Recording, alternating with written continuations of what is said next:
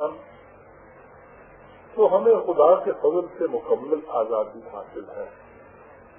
خدا ہماری آزادی کو سلامت رکھے.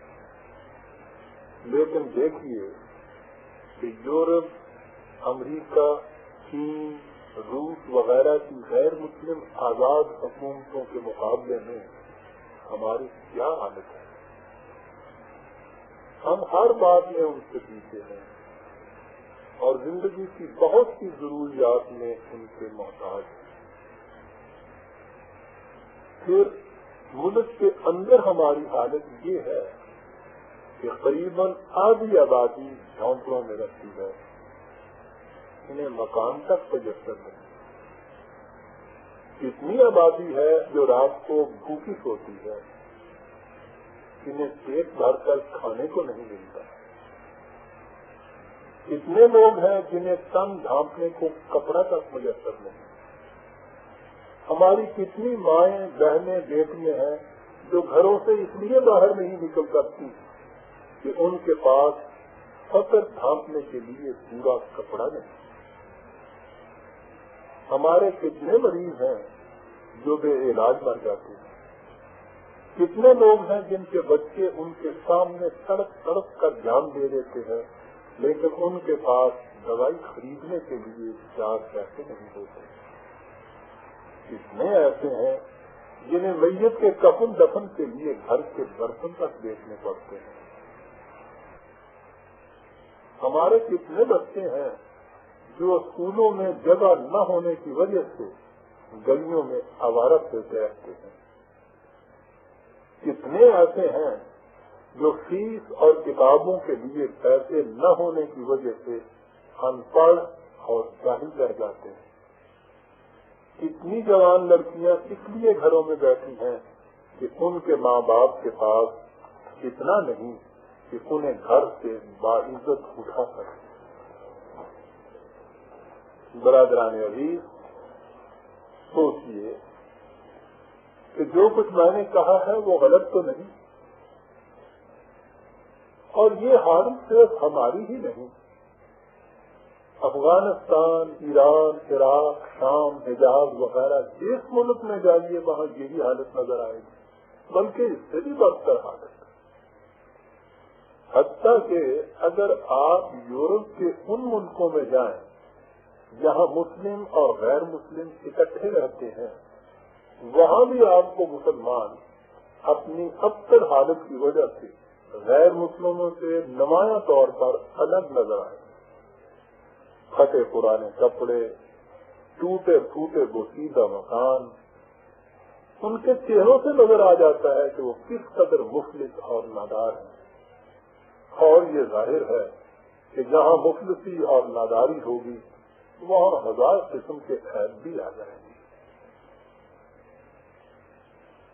اب آپ عزیزان مان ایک قدم آگے بڑھیں. جیسا کہ میں نے بتایا ہے، یہ مسلمان دنیا کے مختلف حصوں میں رہتے ہیں. ایک دوسرے سے ان کے جغرافیائی حالات مختلف ہیں، آب و ہوا مختلف ہے، رہنے سہنے کے طریق مختلف ہیں، طبیعتیں مختلف ہیں، زبانیں مختلف ہیں، لیکن ان سب میں صرف ایک چیز مشترک ہے، یعنی یہ سب مسلمان ہیں. ان کا مذہب ایک ہے. اب سوچئے کہ اگر کوئی غیر مسلم ان حالات کو سامنے رکھ کر اس نتیجے پر پہنچے کہ دنیا کی قوموں میں مسلمانوں کی پستی اور غریبی، کمزوری اور ناداری کا باعث ان کا مذہب ہے، تو ہمارے پاس اس کا کیا جواب ہے؟ یہ ٹھیک ہے کہ ہمیں یہ بات بری لگے گی. کوئی شخص بھی اپنے مذہب کے خلاف اس قسم کی بات سننے کے لیے تیار نہیں ہوتا. اسے اس سے غصہ آ جانا چاہیے، اسے غصہ آ جاتا ہے. لیکن برادران ایمان، غصہ آ جانے سے اس غیر مسلم کے اعتراض کا جواب تو نہیں مل سکتا. سوال یہ ہے کہ اگر اس کی وجہ کہ مسلمان دنیا میں جہاں بھی ہے ذلیل اور پست ہیں، ان کا مذہب نہیں، تو پھر اس کی اصلی وجہ کیا ہے؟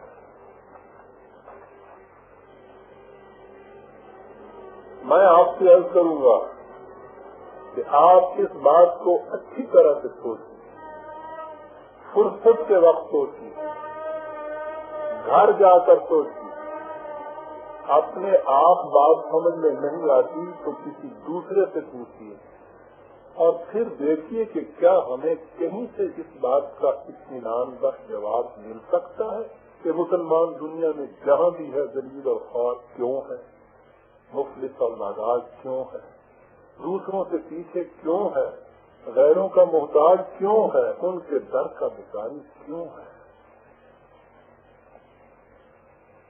اس سوال کا جواب آپ کو اور تو کہیں سے نہیں ملے گا، لیکن اگر آپ مسجد میں خطبہ یا وعظ سنیں گے تو وہاں آپ کو یہ آواز سنائی دے گی کہ مسلمان اس لیے ذلیل اور خوار ہے کہ اس نے مذہب کو چھوڑ دیا ہے، اور اس کی تفصیل یہ بتائی جائے گی کہ مغرب کی تعلیم نے قوم کو لامذہب بنا دیا ہے، یہ نماز نہیں پڑھتے، روزے نہیں رکھتے، ٹوٹے بوٹے رہتے ہیں، داڑھی مڈاتے ہیں، کلبوں میں جاتے ہیں، وہاں ناچتے ہیں، ان کی بیویاں پردہ نہیں کرتی، میک اپ کرتی ہیں، سنیما جاتی ہیں، وغیرہ وغیرہ۔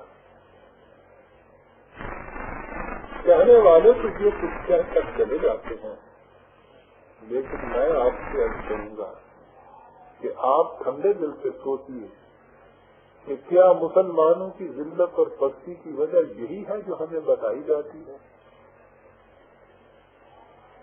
سب سے پہلے تو یہ دیکھیے کہ دنیا میں جو قومیں ہم سے آگے ہیں اور جن کے ہم محتاج رہتے ہیں وہ سب یہی کچھ کرتی ہیں، انہوں نے بھی اپنے مذہب کو چھوڑ رکھا ہے، وہ بھی کلبوں میں جاتے ہیں، ناچتے ہیں، کودتے ہیں، ان کی عورتیں بھی بناؤ سنگار کرتی ہیں، جم خانوں میں جاتی ہیں، پھر وہ ہم سے آگے کیوں ہیں؟ میں یہ نہیں کہتا کہ یہ باتیں بڑی اچھی ہیں، میں کہنا صرف یہ چاہتا ہوں کہ وہ قومیں جو ہم سے اتنی آگے ہیں ان کے ہاں بھی یہ سب کچھ ہوتا ہے، لیکن اس کے باوجود اور وہ ہم سے اتنی آگے ہیں۔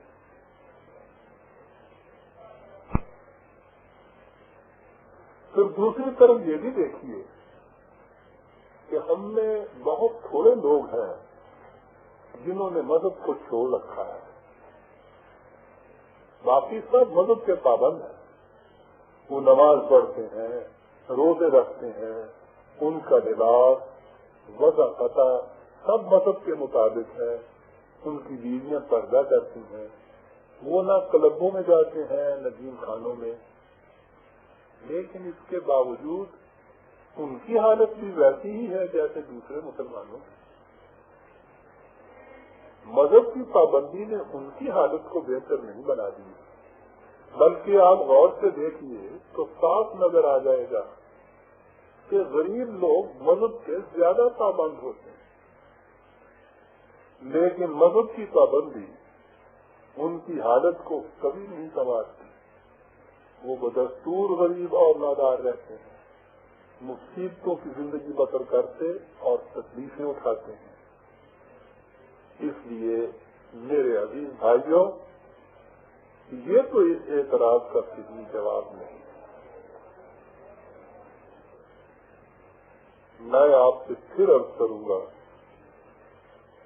کہ آپ ان باتوں سے گھبرا نہ جائیے، ان سے غصہ نہ مانیے، لاہور پڑھ کر نہ اٹھ جائیے، ان پر ٹھنڈے دل سے غور کیجیے، سوچیے اور پھر دیکھیے کہ کیا ہم کسی صحیح نتیجے پر پہنچ رہے ہیں۔ آپ دیکھیں گے کہ ہمیں اس اعتراض کا کوئی اطمینان بخش جواب نہیں ملتا۔